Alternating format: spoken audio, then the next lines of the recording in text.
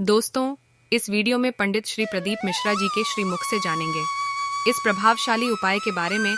उससे पहले आप सभी श्रद्धालुओं से विनम्र निवेदन है कि इसी तरह के प्रभावशाली उपाय के लिए हमारे चैनल को सब्सक्राइब करें और लाइक करें और अपनों के साथ शेयर करें। 3 तरह का जल शिव को समर्पित होता है और वो तीनों तरह के जल का अलग अलग भाव है महाराज। पहला जल सादा, घर से पानी लेकर गए, जल लेकर गए, शंकर को चढ़ाया। वो हमने घर का अपना एड्रेस बता दिया, भगवान शिव को जल चढ़ाकर अपने आनंद के लिए शंकर से कुछ प्राप्त करना। दूसरा जल, जल के कलश में थोड़ा सा इत्र डालकर शंकर को जब समर्पित करते हैं तो महाराज घर में अगर कोई व्यक्ति बहुत रोगीला है, शिव महापुराण में, स्कंद पुराण में, नर्मदा पुराण में, भविष्य पुराण में, अग्नि पुराण में, नारद पुराण में, बरहा पुराण में, वामन पुराण में जितनी चीजें लिखी गई है, एक एक प्रैक्टिकल कर देखो तो शिव महापुराण, स्कंद पुराण का ये भाव याद करिए कि 1 लोटे पानी में इत्र मिलाकर, जल में इत्र मिलाकर, बहुत रोगीला व्यक्ति, बहुत बीमार व्यक्ति है, 1 लोटा पानी उसका हाथ का स्पर्श कराकर शंकर को चढ़ाना प्रारंभ कर दीजिए। महाराज केवल 5 या 7 दिन चढ़ा और वो 7 दिन के बाद में उस बीमार व्यक्ति का क्रम देखिए कि उसमें कितना आराम लगा है। औषधि दवाई काम करना प्रारंभ करी कि ना करी, केवल इत्र समर्पित, इत्र का। तो पहला जल सादा, दूसरा जल है इत्र का, और महाराज तीसरा जल जो शिव महापुराण के अंतर्गत कहा गया है बेल पत्र का जल। तीसरा जो जल है वो बेलपत्र का जल। बेलपत्र का जल कैसा?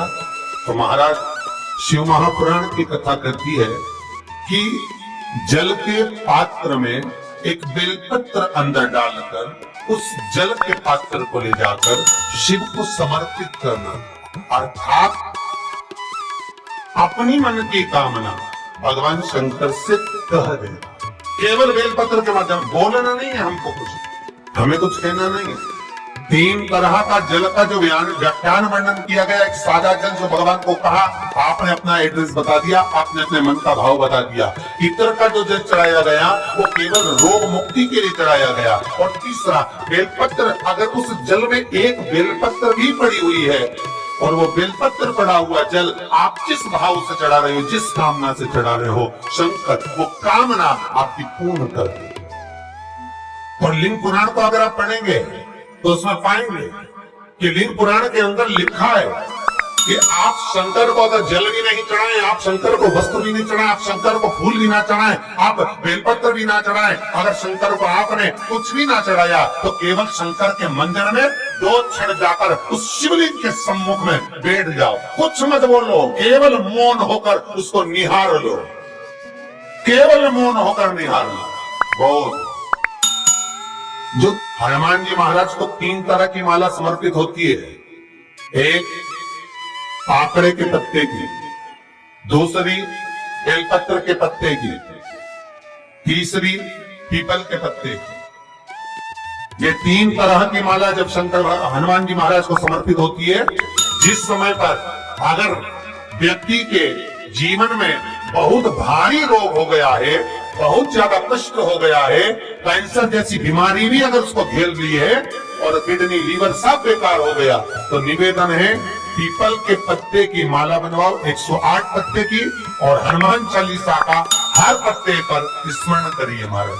आप हनुमान चालीसा पढ़ते जाओ, माला में गांठ लगाते जाइए, और वो माला जो व्यक्ति कैंसर से पीड़ित है हाथ का स्पर्श कराइए और शंकर को चढ़ाइए। केवल अष्टमी तिथि के दिन ये माला समर्पित होना चाहिए, शुक्ल पक्ष की अष्टमी के दिन। आप 2 या 3 अष्टमी को कर देखिए, अपने आप दवाई लगना प्रारंभ होगी, कैंसर जैसा रोग भी धीरे धीरे समाप्ति पर है। पर करना शुक्ल पक्ष की अष्टमी को। महाराज कोई बच्चा एग्जाम में बैठ रहा है, सीए की पढ़ाई कर रहा है, कोई बहुत बड़े एग्जाम में बैठा, पास हो ही नहीं रहा, बहुत हार गया, बेलपत्र की माला चाहिए। पर बेलपत्र की जो माला है वो केवल प्रदोष पर चढ़ती है, श्री हनुमान जी महाराज। आप बेलपत्र की माला चढ़ाओ, 108 बेलपत्र आप श्री शिवाय नमस्तुभ्यम मंत्र का जाप कर कर डांट लगाकर भगवान श्री हनुमान जी महाराज के सामने पहुंचकर माला को सीधी रखकर जो व्यक्ति एग्जाम में बैठ रहा है नौकरी के लिए, अन्य पढ़ाई के लिए, अगर कंपटीशन एग्जाम में भी बैठ रहा है तो माला को हनुमान जी महाराज, और हनुमान जी कौन से होना चाहिए? पूर्वमुखी। हनुमान दक्षिण मुखी नहीं चाहिए, पूर्व में जिन हनुमान जी का मुख हो वो माला ऐसी समर्पित कर कर हनुमान चालीसा का पाठ कर कर 3 बार स्मरण कर कर माला श्री हनुमान जी को पहना दीजिए। ऐसा कोई एग्जाम नहीं जिसमें से आप निकलना होगा, पर करना आपको पड़ेगा। प्रदोष का दिन होना चाहिए। तीसरी है आंकड़े की माला। आंकड़े के पत्ते की जो माला होती है, ये माला कार्य की सिद्धि के लिए होती है। इसमें एक एक आंकड़े के पत्ते पर सीताराम लिखा जाता है।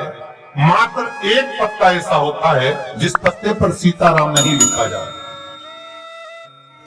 108 पत्ते में से एक पत्ता, बस उस पत्ते को हथेली में रखकर उल्टा हाथ आपको रखना है और अपनी कामना कर कर उस पत्ते को बांध देना है। ये जरूरी नहीं है कि 25 के बाद बांधो, 50 के बाद बांधो या 100 के बाद बांधो, आपकी मर्जी पड़े। उस खाली पत्ते को कहीं पर भी बांध नहीं और उस माला को अपनी कामना कर कर श्री हनुमान जी महाराज को समर्पित कर दीजिए महाराज। इसके लिए कोई तिथि, कोई दिन, कोई बार निश्चित नहीं है। बस ये माला जब हनुमान जी को चढ़ जाए तब एक घी का और एक तेल का दिया हनुमान जी के सम्मुख में लंबी बाती का लगा देना महाराज। एक घी का एक तेल, और अपनी कामना कर कर आप आ जाइए। आपकी वो कामना 2.5 महीना या 3 महीना, इससे ज्यादा नहीं जाएगा, वो कामना बाबा पूरी करेगा। क्योंकि शिव और हनुमान ये सब एक ही स्वरूप है। अब आप कहेंगे महाराज जी ये कौन सी पुराण से लिया है, तो आप इसको लिंग पुराण के अंदर देख सकते हैं। आप गीता प्रेस गोरखपुर की लिंग पुराण लीजिए, उसके अंतर्गत आप इसका व्याख्यान वर्णन पढ़ सकते। एक एक क्रम हमारे शास्त्रों का हम उसको बस ज्ञात करें, हम इधर उधर डोले नहीं। हमारी पुराणों में इतने लेख लिखे गए हैं, उसको ही अगर हमने निकाल लिया तो हम जीवन में सुख पा सकते हैं।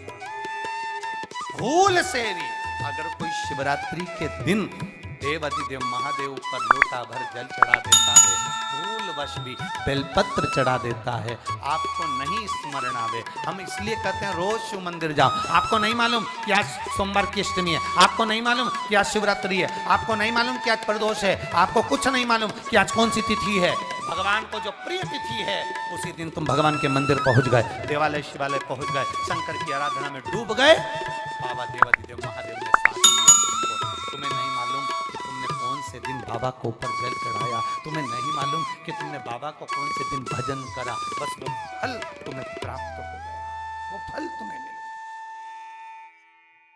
तो दोस्तों, आशा करती हूँ कि ये छोटे छोटे उपाय और टोटके आपको बहुत पसंद आ रहे होंगे। आप सभी से आग्रह है कि जब भी आप मेरे वीडियो देखते हैं तो इन्हें लाइक और शेयर ज़रूर करें। और आपने अगर अभी तक मेरे चैनल को सब्सक्राइब नहीं किया तो प्लीज़ इसे सब्सक्राइब करिए। मिलते हैं किसी और नए उपाय के साथ नए वीडियो में। तब तक के लिए श्री शिवाय नमस्तुभयम। हर हर महादेव। आपका दिन शुभ हो। मुझे आज्ञा दीजिए और देखते रहिए मेरा YouTube चैनल धर्म भक्ति ज्ञान।